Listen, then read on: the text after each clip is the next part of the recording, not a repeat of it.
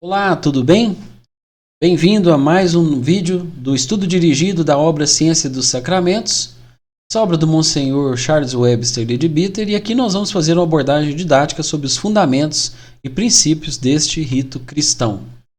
Esse estudo dirigido, que não é uma palestra, não é uma abordagem mais aprofundada, a gente tem a intenção de compartilhar o nosso estudo dirigido a partir dessa obra. Então nós vamos trazer aqui referências de texto e fazer comentários sobre esses textos extraídos dessa obra. Esse é o capítulo 2, vai falar da Santa Eucaristia, e esse é o nosso vídeo 7. Nossa playlist então está lá à sua disposição, caso você esteja chegando nesse vídeo. Vale a pena lembrar que tem outros vídeos antes que realmente vale a pena você dar uma checada no conteúdo que nós já percorremos. E esse vídeo aqui, em ritos iniciais, nós já percorremos esses 3 outros vídeos. E nessa obra aqui, nessa abordagem, nós vamos falar da preparação. Ok? Vamos seguindo então. Então eu estou trazendo uma imagem. Meu intuito aqui é de trazer e enriquecer o conteúdo audiovisual do livro. O livro tem mais de um século, tem bastante tempo. E ele é um livro bem enxutinho. Por mais que ele tenha alguma ilustração ou outra, mas eu estou procurando através de recursos audiovisuais, fotografias, imagens, alguns vídeos, enriquecer realmente a leitura, que esse é o objetivo desse trabalho aqui. Então aqui eu tenho um vídeo que eu estudo a liturgia da Igreja Católica Liberal, e aqui nós vamos pegar uma imagem do sacerdote no momento da preparação. Ok? Então estou registrando aqui, é o momento que ele vai fazer o sinal da cruz. Então vamos lá com as partes do texto que eu trouxe em destaque aqui para nós analisarmos. A Eucaristia começa, como todos os serviços da Igreja, com uma palavra e um sinal de poder. Para entendermos plenamente o uso e a força de tais palavras e sinais, devemos estudar um aspecto da natureza que está quase totalmente esquecido nos dias modernos. Bom, estamos falando aqui de dias modernos, mas essa obra tem mais de 100 anos. Então aqui a gente já vai ter que fazer mais uma atualização. Que se naquela época ele está trazendo coisas, naquela época, 100 anos atrás, ele está dizendo realmente que a humanidade já estava esquecendo de aspectos importantes dessa questão da ritualística e dos mistérios. Imagina hoje como é que está. Nós estamos muito mais afastados disso. Então por isso que eu acho importante inclusive trazer esse estudo, que se há 100 anos atrás o autor já estava dizendo que a humanidade ela perdeu ela teve um distanciamento enorme dos mistérios e do ocultismo, pensa agora como é que está. Então, nos dias modernos, né? Então, acho que esse trabalho vem em boa hora também para nós, na nossa sociedade pós-moderna, visitarmos realmente o que há 100 anos atrás já era tido como um conceito de que a sociedade tinha se afastado dos ritos e dos mistérios. Devemos aprender que não vivemos em um mundo material vazio e irresponsivo, mas em meio a um vasto oceano de vida abundante, que somos sempre rodeados por uma grande rede de testemunhas, uma imensa hoste de seres invisíveis aos nossos olhos físicos. Então o autor faz questão, e é muito importante que a gente declare o seguinte: nós estamos falando de que a Santa Eucaristia, reforçando que ela é uma atividade mística, ela é uma atividade de magia. Então é preciso a gente ter isso em mente, principalmente dentro da nossa Igreja Católica Liberal e dentro da doutrina, da linha que o Monsenhor Leadbeater e outros autores como o Geoffrey Hudson vão trabalhar o desenvolvimento, e até o Monsenhor James Ingle Edwood.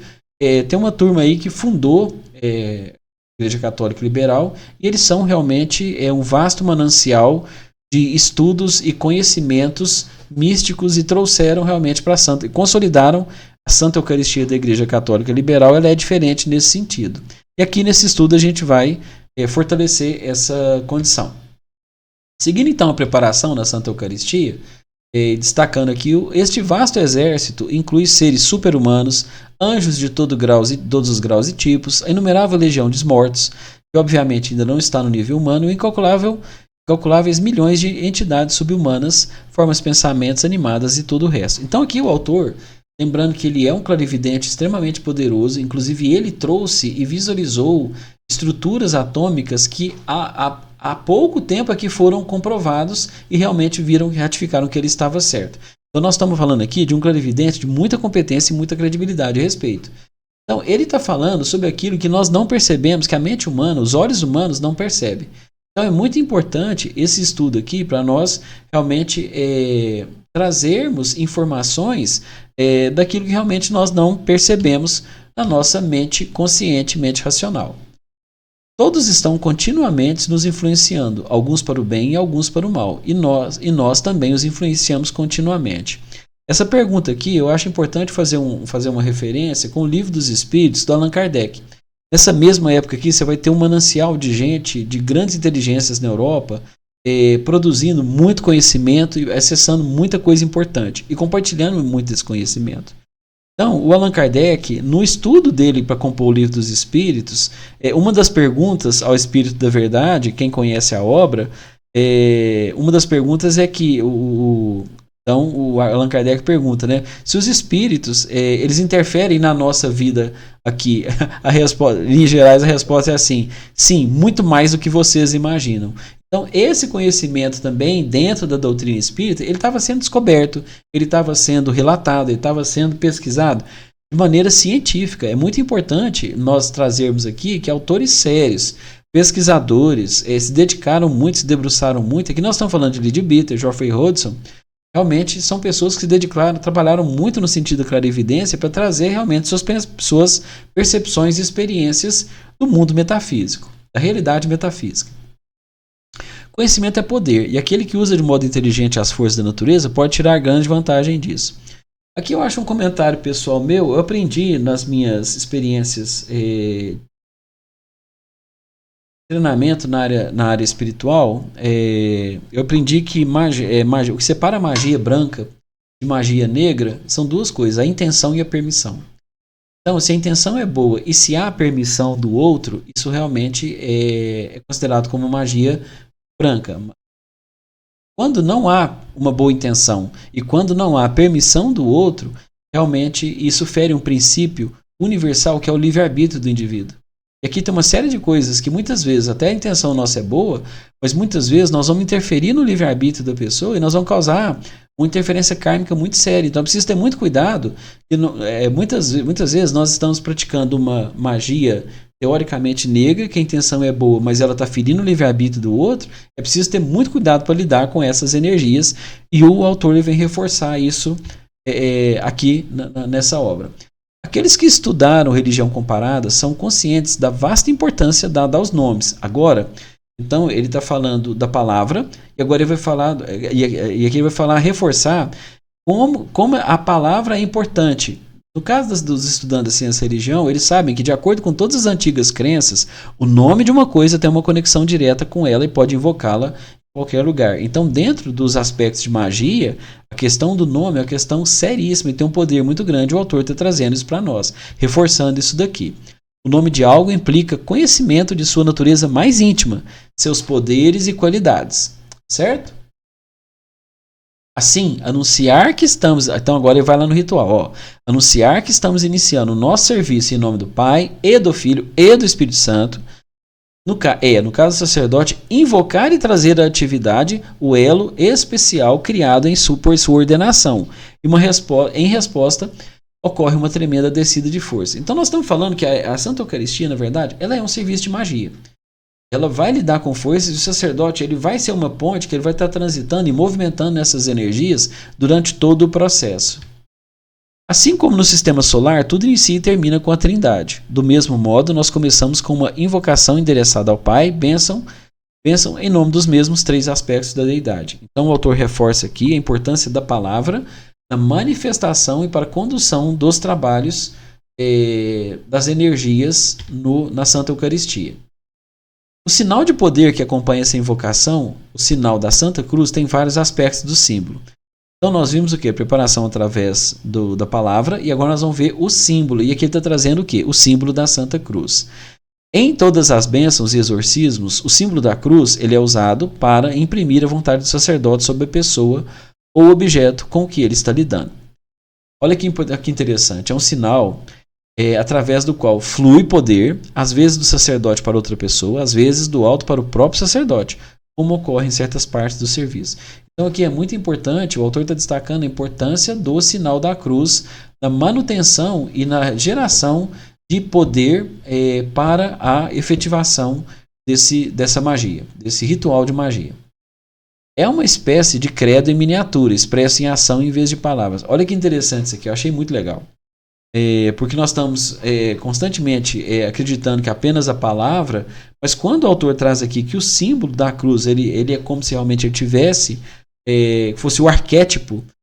O Jung vai trazer muito isso a respeito do arquétipo, realmente o poder e toda a informação que o arquétipo carrega. E aqui o autor está validando isso, pois ele afirma que, pois quando tocamos primeiro a testa e então o plexo solar, isso nos lembra como Cristo veio do Pai, que é o Deus Supremo até essa terra, o plano físico, a parte mais baixa de sua criação, para nós, homens, e para a nossa salvação. Como trazer esse poder tão superior através do símbolo para a nossa realidade do plano físico tão inferior. Quando tocamos primeiro o ombro esquerdo e depois o ombro direito, então primeiro foi vertical, agora horizontal, ele está falando aqui. Lembramos que ele passou da terra para o mundo astral inferior, chamado inferno, tipificado pela mão esquerda de Deus, e passou depois para sentar-se em glória, sempre à direita do Pai. Então aqui ele está falando de movimento da esquerda e direita, enquanto sendo a passagem realmente pelo Mestre Jesus, que é Deus, a segunda pessoa da Trindade, aqui no nosso plano físico, tendo passado por aqui. O sinal da cruz feito sobre nós mesmos, olha que interessante essa dica aqui. O sinal da cruz feito sobre nós mesmos reunirá em nosso redor influências invisíveis que tendem a nos afastar de tudo o que é desagradável e ao mesmo tempo torna mais fácil guardarmos o que é bom.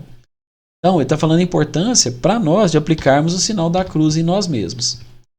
Seguindo aqui, para entendermos este poder do sinal da cruz, devemos perceber que, como dissemos, estamos vivendo em meio a uma vasta hoste de outros seres, entre eles as criaturas subhumanas, os espíritos da natureza, como são às vezes chamados. São peculiarmente suscetíveis às influências dos sinais de poder, dos quais a cruz é um.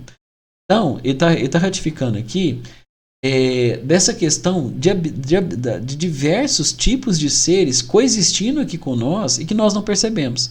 E como nós podemos ser influenciados por eles e vice-versa.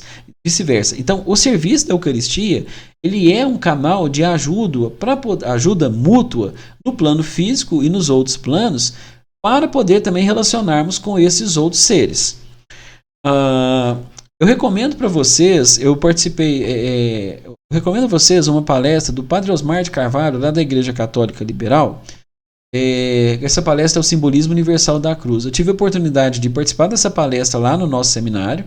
Foi na Loja Liberdade, na Loja Teosófica Liberdade, lá em São Paulo. E o Padre Osmar, ele é brilhante, a palestra dele é muito boa. E depois ele proferiu essa palestra. Essa palestra está no YouTube. Ele proferiu ela depois e ela está no YouTube. Eu vou colocar o link para vocês aqui na descrição. Então eu recomendo uma palestra riquíssima. O Padre Osmar, ele dá show aqui nessa abordagem dele. Provavelmente entenderemos melhor como atuam essas forças se nos despirmos completamente das superstições infantis sobre o diabo e os anjos caídos e olharmos todo o assunto com bom senso e um ponto de vista científico. Eu acho que aqui o autor também, ele, assim como Kardec naquela época e outros, eles tiveram cuidado realmente, e eles como profissionais, eu acho que o Leadbeater, o Freud, o Geoffrey Hodgson, o Reich, o Jung, eles eram, e outros mais, a própria Blavatsky, todo o pessoal que estava em busca realmente de trazer, das suas experiências, trazer um conhecimento mais amplo a respeito dos mistérios e das outras realidades metafísicas, eles procuraram fazer isso com muita responsabilidade, sabe? Eu vejo isso com muito valor e a gente precisa valorizar isso muito. E agora, chegando no final do nosso estudo, tá? O autor deixa uma notinha e aqui eu vou trazer essa nota. Eu vou dar um detalhezinho para vocês aqui com uma imagem acerca dessa nota aqui. A invocação da Trindade acompanhada pelo sinal de poder, e aqui ele vai resumir realmente, sintetizar o conteúdo da preparação. A invocação à Trindade acompanhada pelo sinal de poder faz com que as pessoas se abram no ponto mais alto em que são conscientes, aqui no ponto do corpo físico.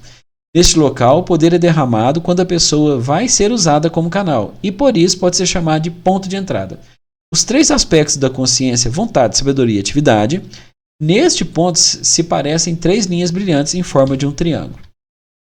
Completando este influxo de poder do mesmo tipo através de todos os presentes, tende a unificar e cria um formoso espetáculo de vivas luzes por toda a igreja. Então aqui nessa nota o autor está dando uma visão, ele como clarividente, ele está tentando narrar a experiência dele observando essa preparação na Eucaristia.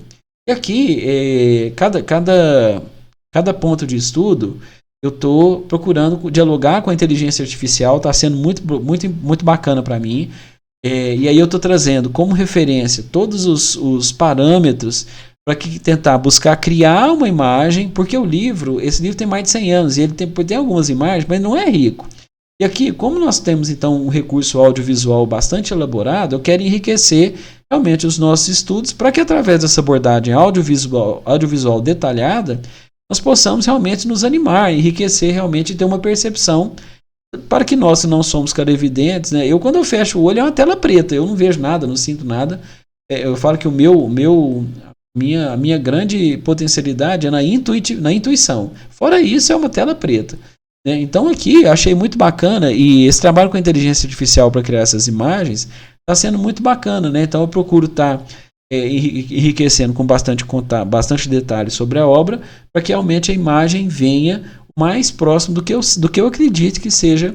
A intenção aqui é realmente de prestar um serviço um serviço didático, enriquecer audiovisualmente aquilo que o livro está trazendo só através da letra, ok? Então tá aí uma imagem que a inteligência artificial projetou para nós do que seria essa experiência da preparação na Santa Eucaristia, ok? Então a gente vai ficando por aqui nesse 7º vídeo. Eu agradeço a você por ter participado até agora. Lembrando que os outros 6 vídeos estão na playlist. Aqui vai estar no link, então, na descrição do vídeo, o link da palestra do Padre Osmar. E nos vemos aí no próximo vídeo. Até mais!